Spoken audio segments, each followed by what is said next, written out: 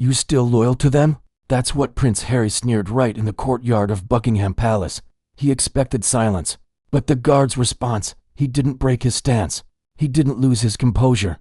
And when he finally answered with one sentence, even the prince was left speechless. Want to know exactly what he said? Hit that like button and tell us in the comments where in the world you're watching from. Now let's get into it. The drizzle hung like a silk veil over Buckingham Palace, soft and persistent, soaking into the flagstones and misting the polished black boots of the lone guard standing beneath the north archway. Lance Sergeant Callum Fraser didn't flinch, didn't blink. His SA-80 rifle rested diagonally across his chest, held with the kind of grip that could stay firm through thunder, wind, or today-mockery. Fraser was 36, career infantry, 10 years in the rifles before his selection to the Household Division, a decorated combat veteran who'd seen Kabul rooftops and Baltic winters, but now rotated back onto ceremonial guard duty, a post as sacred as it was silent.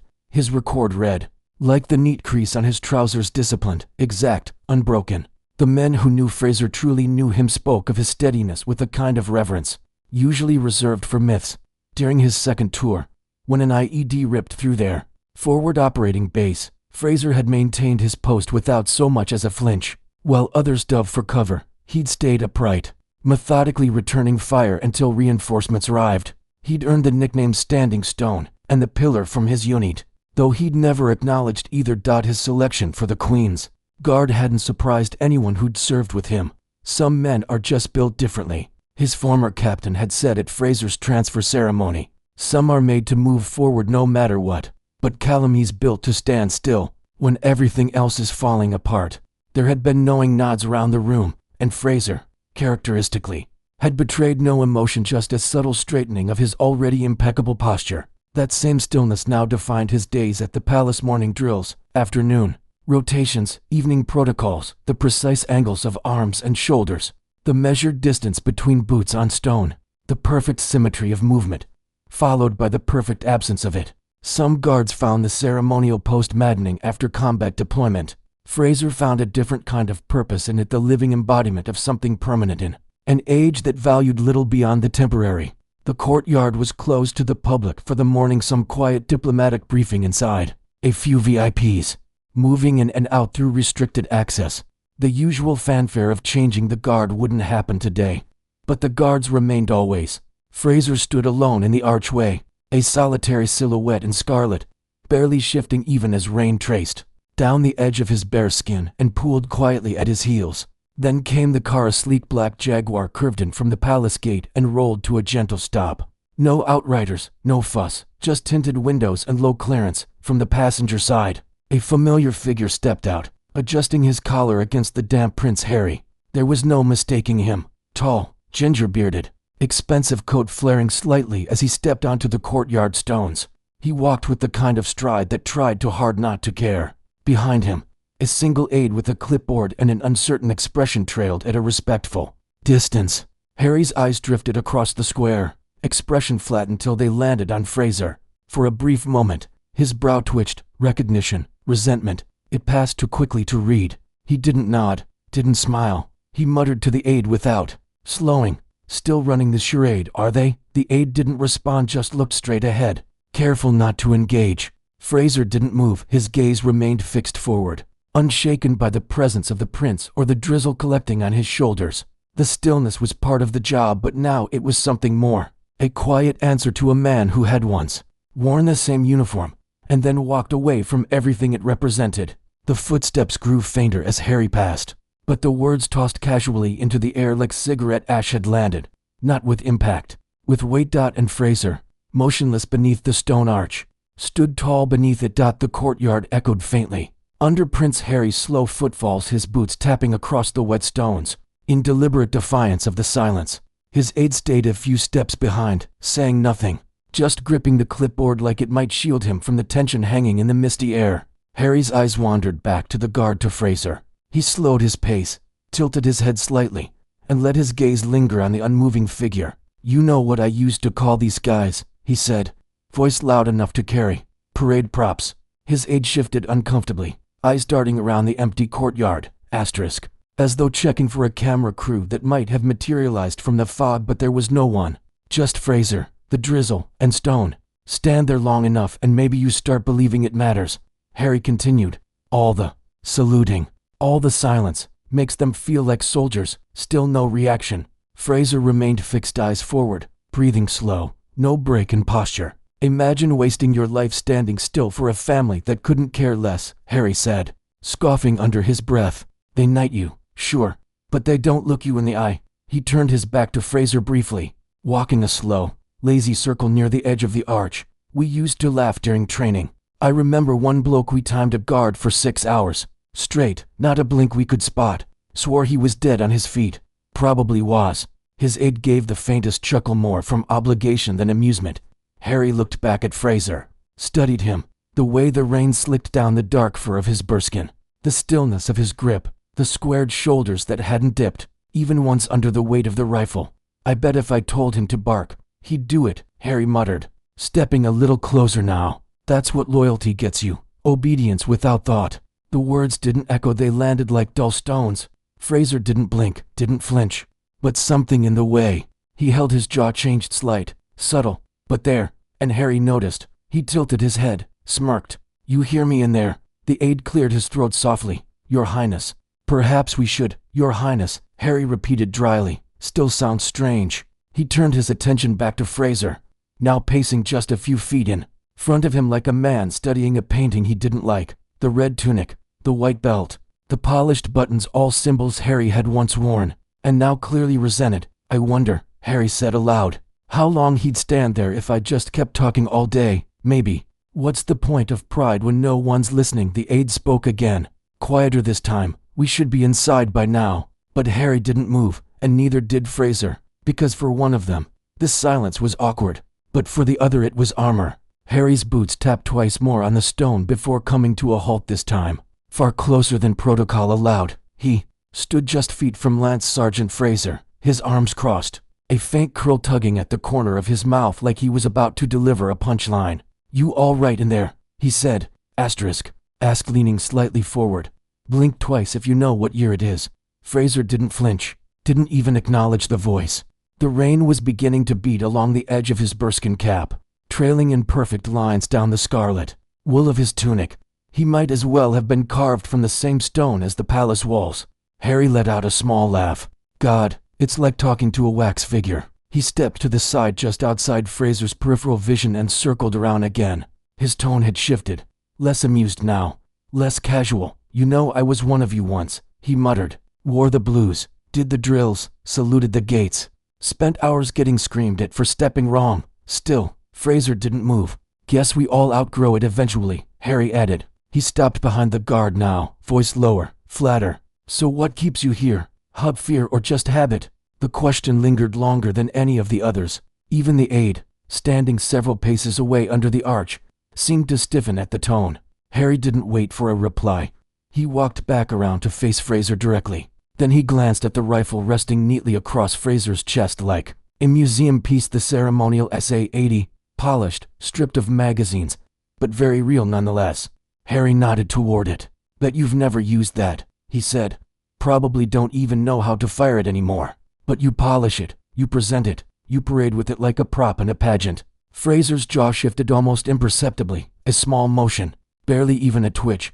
But Harry saw it, and that was enough. You're not a soldier, Harry said, his voice turning sharp. You're a mannequin with benefits. He took a step closer, his shadow now falling across the bright red tunic. You think this means something? This uniform, it's theater, it's dress up. You're standing in the rain to protect a flag no one salutes anymore for a crown. That doesn't even call you by name. Still no answer. But the air had changed. Fraser hadn't blinked, hadn't moved. But now, even his stillness felt different, like something had been drawn taut. Harry tilted his head, studying him one last time. Why do you do it? He asked, quieter now. What could possibly be worth all this silence? There was no answer, at least not yet. But the question would not hang unanswered for long. Because the silence, the guard's silence, was about to speak louder than anything Prince Harry had to say. Prince Harry stood there, chest lightly rising and falling, waiting for another twitch, another movement, anything. He wasn't sure anymore whether he wanted to provoke, prove something, or just be heard. Maybe all three. He leaned in again, one pace to close. Tell me something, Sergeant, he said, his voice low, cutting through the drizzle. Do you really believe in all this anymore? The moment lingered. Then a voice measured deep, carved from the kind of discipline that doesn't flinch in sandstorms or silence. Without turning his head, without shifting a single inch, Fraser answered, "Belief isn't needed, sir, only respect." Harry froze. The aide blinked. Even the air seemed to pause. The words hadn't been loud. They hadn't even broken formation, but they landed like a hammer on sheet glass. Harry stepped back, not out of fear, but instinct. He hadn't expected an answer, not here, not now, and certainly not like that. "Respect," he repeated, brow furrowing. "Respect for what, exactly?" Fraser's posture didn't change, but his voice followed up, crisp and quiet, "For those who hold the line, even when others walk away." There it was. No venom, no direct insult, but the cut was clean and surgical. Harry's mouth opened slightly, then closed. The drizzle tapped gently on his coat as he glanced back toward his aide, who quickly looked away. Something flickered across Harry's face then, a shadow of memory, perhaps.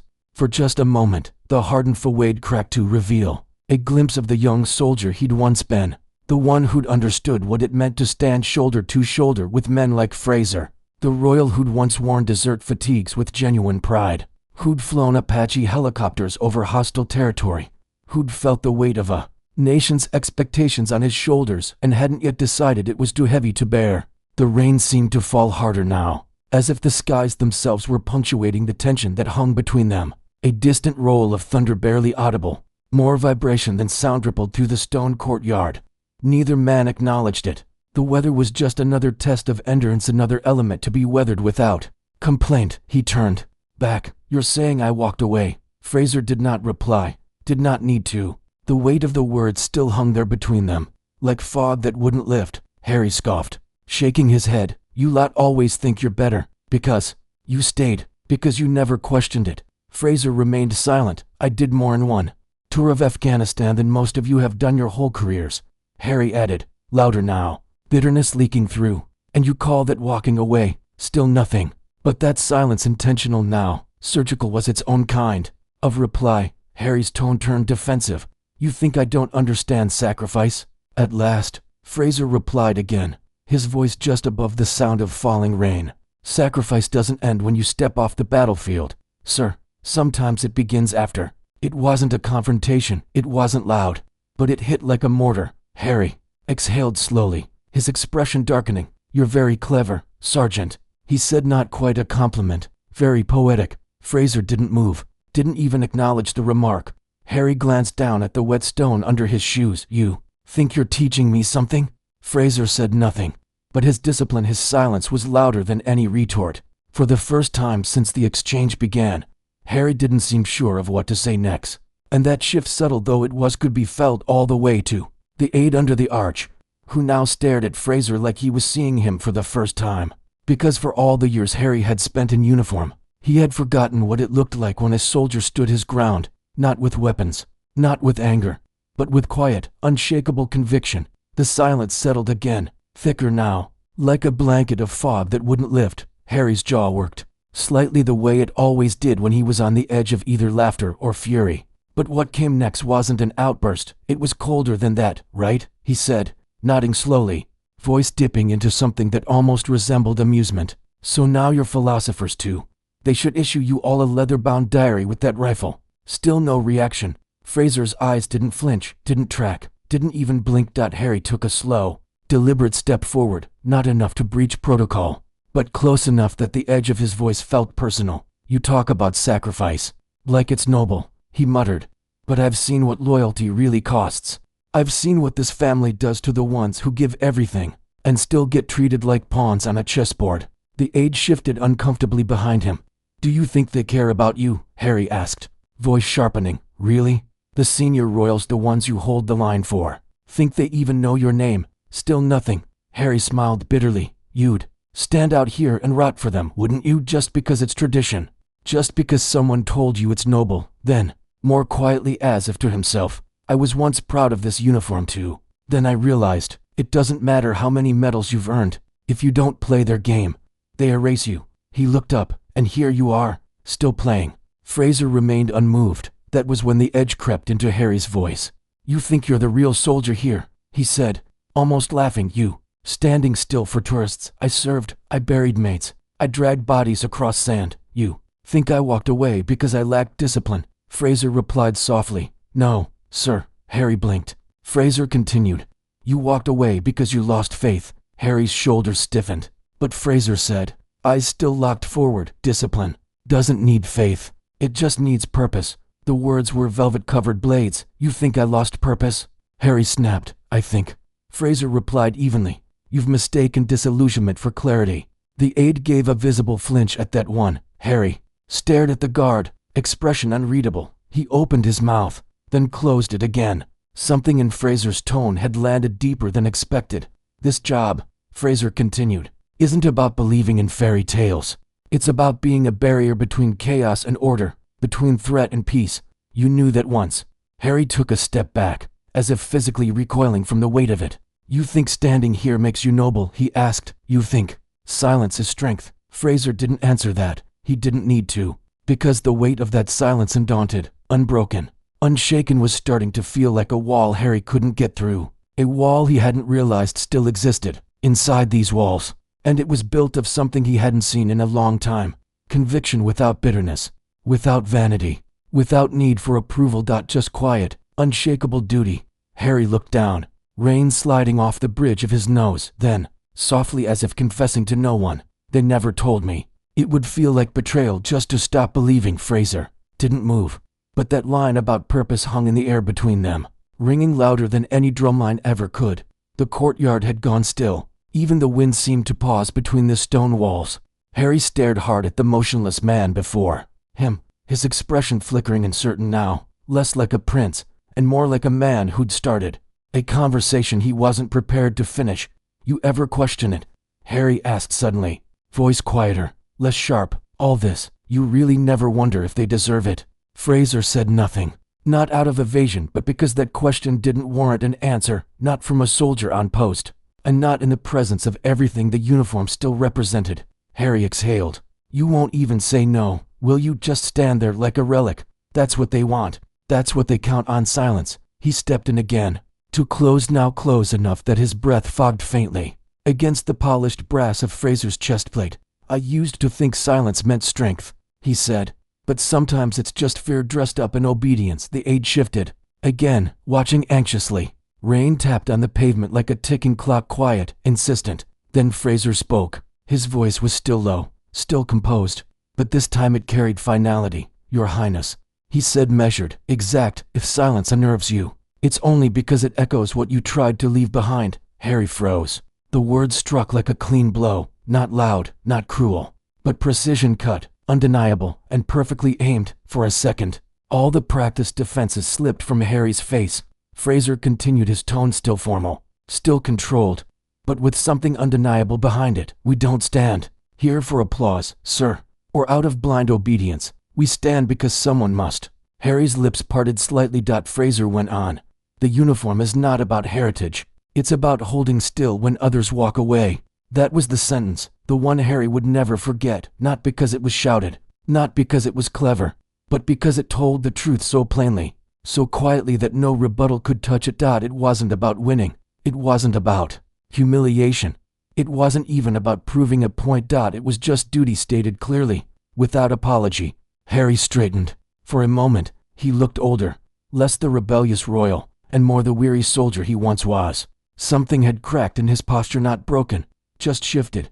He stepped back. I didn't come here to argue, he said at last. Fraser didn't answer. Harry added, almost to himself, I suppose I just wanted to see if anything had changed. Fraser replied softly, some things aren't meant to. For the first time, Harry looked not at the uniform but at the man inside it. For a fleeting second, he saw it at the discipline, the sacrifice, the sheer weight of silent responsibility that came with guarding something others discarded. Then, wordlessly, he turned. He didn't look back, but they did, once casting a glance at Fraser before trailing after the prince into the gray morning. The sound of retreating footsteps faded, and Fraser, he hadn't shifted an inch, but somehow, he had said everything that needed saying. The Jaguar's engine started with that luxury purr, quiet, controlled, but unmistakable. It pulled out of the courtyard without fanfare, slipping past the black iron gates like it had never been there. Only then did Fraser move. It wasn't much, just the faintest roll of his shoulders beneath the scarlet tunic, resetting his posture as the morning drizzle thickened. The moment was over. The courtyard was quiet again, and the duty remained. But not everyone had left. The aide Harry's aide lingered back for a beat too. Long, mid-30s, well-groomed, the type used to blending in behind someone else's title. But now he stood alone, watching Fraser with something new behind his eyes. He stepped forward only to the rope line, respectful of the distance. "Sergeant," he said carefully, voice low. Fraser didn't look at him, but the subtle dip of his chin showed he was listening. "I know it's not my place," the aide continued, "but that back there, I think he needed to hear it." No reply. "Not because he'll change. He won't. But maybe he'll remember what it felt like to face someone who didn't flinch." Still nothing from Fraser. But he didn't need to reply. That stillness, its own kind of response, held steady in the air between them. The aide hesitated. "For what it's worth, I'm sorry about the way he spoke to you." Fraser's voice came low, steady, unmistakably kind beneath its professional edge. "He spoke to the uniform, not to me." The aide blinked, and just like that he understood. Fraser hadn't taken it personally, because there was no person standing there, not in the way Harry wanted. There was only the post, the uniform, the service. That was what had unsettled the prince, not anger, not ego, conviction. The aide gave a small nod, almost a bow, though he caught himself, then turned and made his way back across the courtyard. Fraser resumed his posture, rifle upright, eyes ahead, rain streaking clean lines down the polished black of his burskin. The palace had a way of making time feel different, slower, more deliberate. Deliberate, as if the very seconds were measured by a different clock. Fraser had learned to inhabit that time, to find comfort in its steady rhythm. In a world of constant motion, of screens and notifications and endless distraction, there was something almost rebellious about this kind of stillness, this act of standing motionless, as the world spun madly around you. That stillness was what the tourists came to see, though they rarely understood it. They saw the uniform, the precision, the spectacle. They didn't see the discipline beneath the hours of training, the burn in motionless limbs, the mental endurance it took to shut out discomfort and distraction, to stand regardless. From Fraser's fixed position, he could see the palace in fragments, the corner of a window, the edge of a stone fawade, the distant flutter of the royal standard against gray clouds. He didn't need to move his eyes to take it in. After hundreds of hours at this post, the palace lived in his peripheral vision like a permanent shadow. 10 minutes passed, then 20. A few tourists were let in through the main gates, quiet ones, here for the architecture, not the confrontation. They didn't know what had happened earlier. They didn't need to. But one man did. An older gentleman, standing by the inner barrier with a cane and a pale gray trilby tucked under one arm. He wore a dark wool coat and a row of medals on his breast that hadn't seen sunlight in a long time. He didn't speak, didn't wave, just raised a single gloved hand to his temple and offered a slow, textbook salute. Fraser didn't respond. He couldn't. But something about the way he stood in that moment, just a breath deeper, just a hair more anchored, made it clear he'd seen it, felt it, and accepted it. Behind the veteran, a boy maybe 9 or 10 watched, wide-eyed. "Is he a real soldier?" the boy whispered to his mom. She nodded gently. "The realest kind." The boy stepped forward, standing next to the veteran now. He didn't salute, didn't know how, but he straightened his shoulders, lifted his chin, and stood tall for a few seconds. He mimicked Fraser's exact posture. The veteran smiled quietly, didn't correct him, didn't need to. Sometimes you teach by standing still. Sometimes that's enough. Across London, the news cycle churned on, headlines flashed across screens. Politics, scandals, celebrity gossip, the usual noise. But here, in this quiet corner of the palace courtyard, something timeless was unfolding. The kind of moment that doesn't make headlines but makes differences each hour. The rain would ease, then return. The sky would brighten, then darken again. Tourists would come and go in waves, their phones raised in unison like some modern salute to the spectacle before them. And through it all, Lance Sergeant Callum Fraser stood his post. Every so often, someone in the crowd would ask questions, whispered curiosities about how long the guards stand, whether they ever speak, what happens if there's an emergency. The more respectful visitors would listen to the tour guide's answers with genuine interest. The less respectful would try to provoke a reaction, testing the limits of discipline with silly faces or crude gestures. Fraser saw it all, heard it all, and remained unmoved, because that was the point. Not the uniform, not the ritual, not even the tradition. but the unshakable certainty that some things will hold firm regardless of circumstance. That against the shifting tides of politics and opinion, of royal favor and public sentiment, there are still men and women who simply do their duty without needing praise, without craving attention, just standing firm. Have you ever underestimated someone just because they stood silent? And what would you have said if you were in that courtyard watching it unfold? Do you think Prince Harry deserved that one-line reminder? Or did he earn something stronger? Drop your answers in the comments. We read every single one. If this story made you pause, made you think, or reminded you of what real respect looks like, hit that like button, subscribe to the channel, and tap the bell so you never miss tomorrow's upload. And if you know someone who still thinks royal guards just march and pose, share this video with them. Let them see what quiet loyalty truly sounds like. Our other royal guard stories should be popping up on your screen right now. Watch those next, and we'll see you tomorrow same time with another story that proves silence often speaks loudest.